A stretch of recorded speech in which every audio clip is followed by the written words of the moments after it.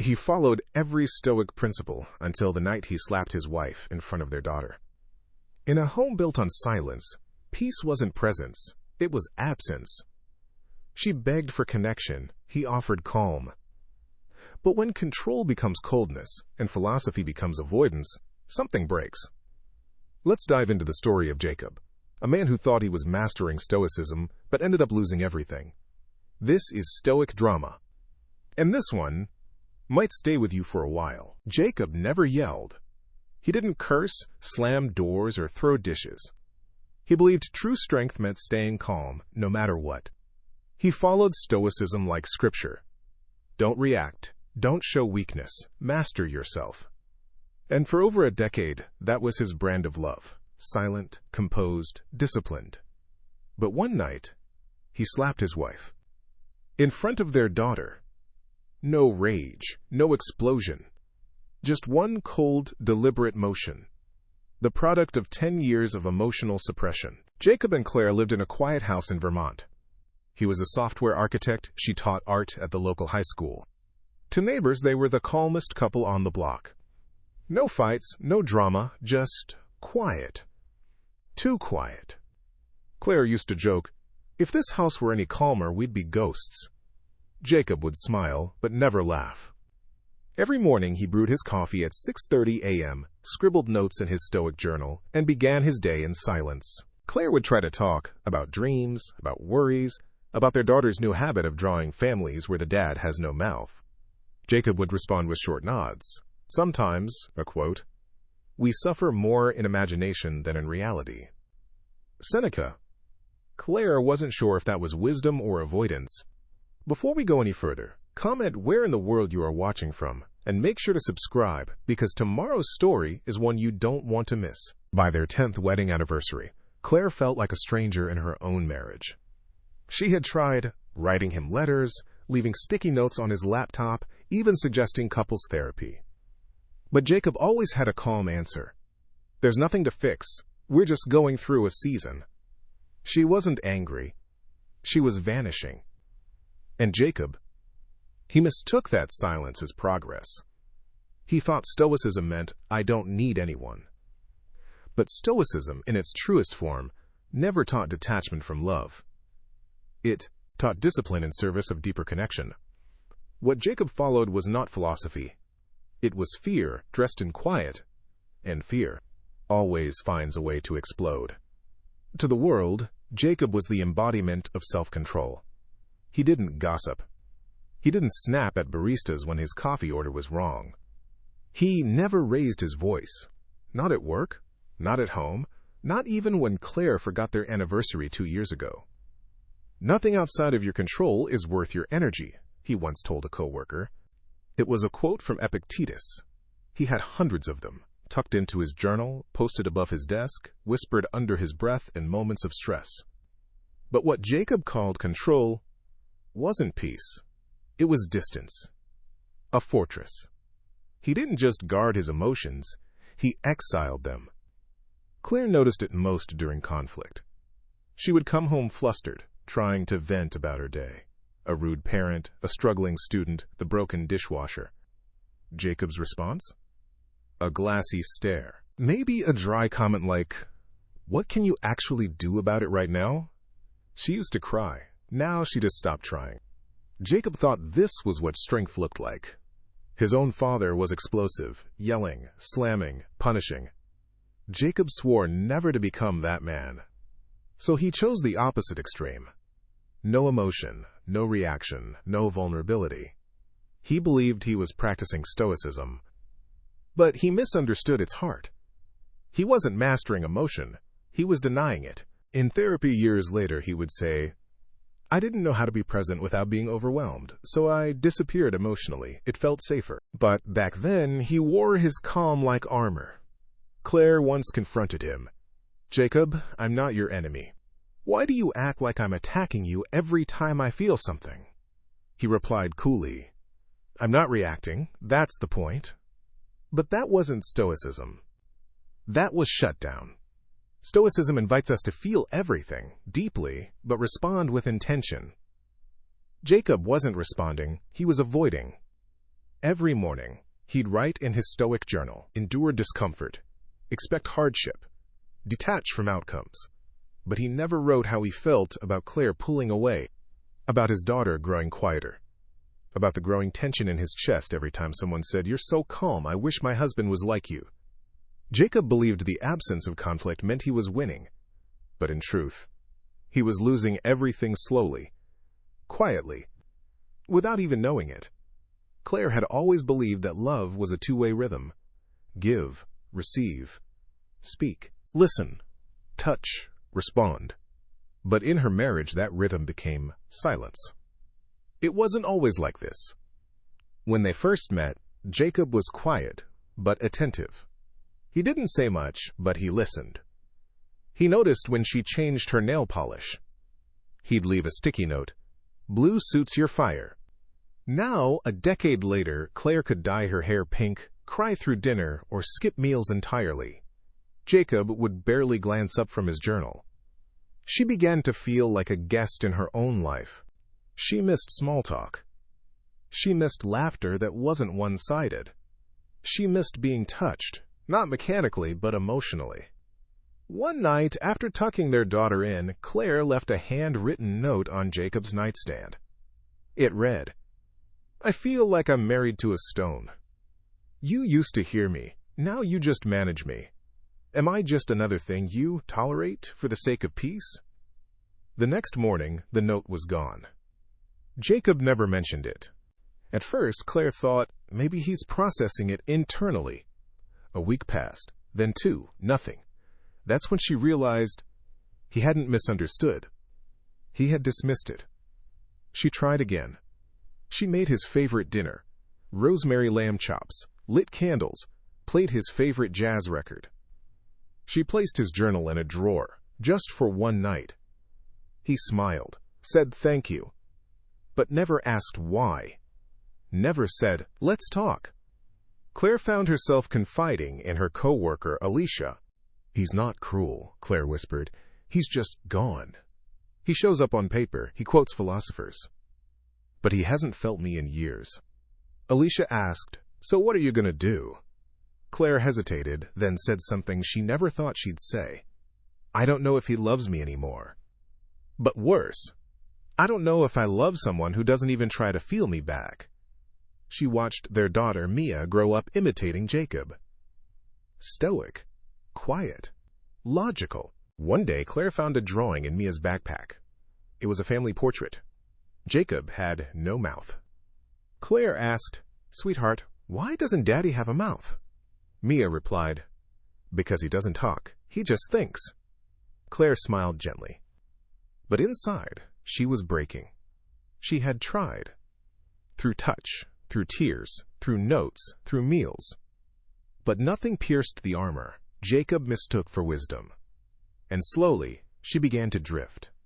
Not in anger, not in revenge, but in survival. If love is a language, then silence is not fluency, it's erasure.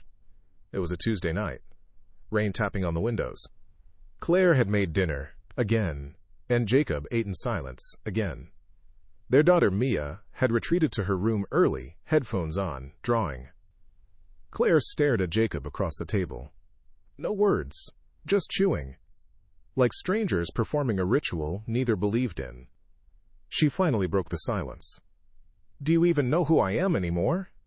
Jacob blinked slowly. "Of course I do. You're Claire, you're my wife." She laughed, sharp and bitter. "No, I'm your roommate, I'm your peace project. I'm the woman you tolerate with the same energy you give to a traffic jam." Jacob put his fork down, calmly. "That's not fair." Claire's voice trembled, but it didn't rise. "Our daughter is learning that men don't speak love. She's drawing fathers with no mouths." Jacob exhaled. "You're overreacting." That word. That word. Claire stood up. Fists clenched, voice still soft but cracking.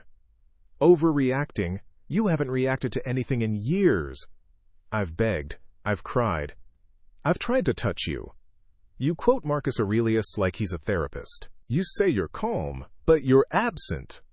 Jacob stood, slowly. I won't argue with you. Of course not, she snapped, because arguing means feeling. Because maybe, just maybe, you'd have to admit you're hurting too. Silence. She took a step closer. Do you even feel anything anymore? Jacob's jaw clenched. And then, he raised his hand and slapped her. Not hard, not loud, but sharp, calculated, like flicking off a switch. Claire stumbled back, more stunned than hurt. Her hand flew to her cheek, eyes wide. Jacob froze, hand still in the air. From the stairs, a whisper. Mom? Mia stood there, barefoot, trembling, eyes darting between her mother's flushed cheek and her father's cold posture. Claire didn't cry. Jacob didn't explain. The silence screamed. He didn't yell, didn't throw a tantrum, didn't defend himself. He just lowered his hand and sat down. Later that night, Claire found herself staring in the mirror, not at the red mark, but at what was gone behind her eyes. And Jacob? He was alone in the dark, flipping through his Stoic journal, looking for a quote to explain the unexplainable. There were none. Only shame. He never raised his voice. But one day, his hand did. Mia had never heard her parents fight. Not once. Not in the way her classmates described, slamming doors, screaming, name-calling. In Mia's house, silence was the loudest sound. But that night, something was different. From the top of the stairs, she heard tension, not shouting.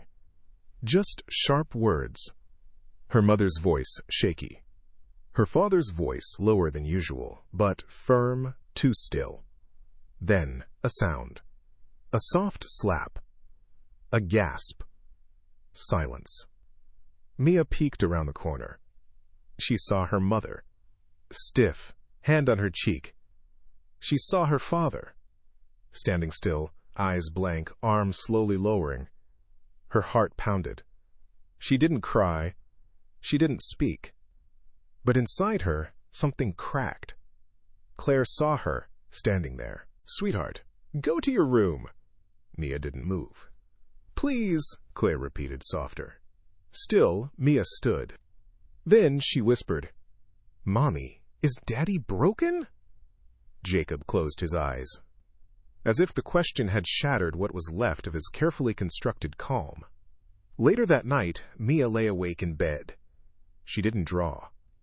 She didn't listen to music. She stared at the ceiling, replaying the moment. Not the slap, but the silence after it. The way her father didn't say sorry. Didn't chase after her mother. Didn't even look human. Just frozen. The next morning, Mia didn't run to the kitchen for pancakes.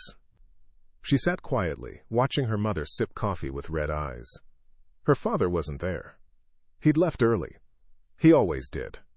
But today, Mia noticed something different. Claire kissed her daughter's forehead and said, You didn't imagine it. What you saw was real. And it wasn't okay. Mia nodded. She didn't have words for it yet, but she would grow up remembering the moment her image of her father shifted, not because of the act, but because of what followed. Nothing. No apology. No embrace. No explanation. Just withdrawal. That's when Mia learned that silence can be violent. That control without compassion is just fear in disguise.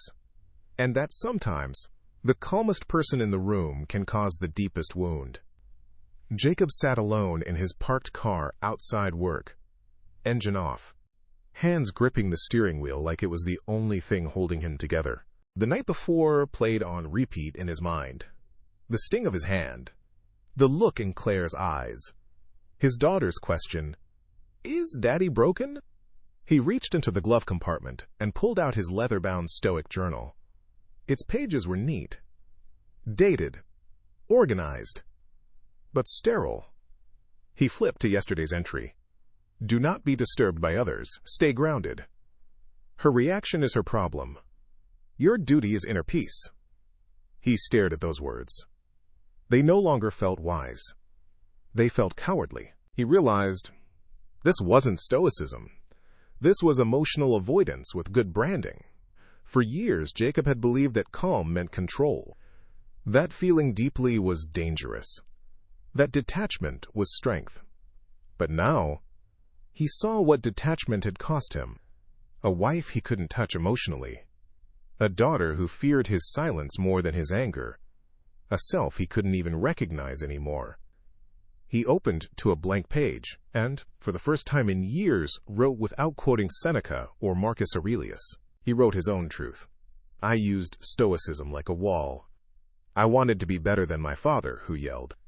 But I became something just as harmful. A man who didn't show up when it mattered.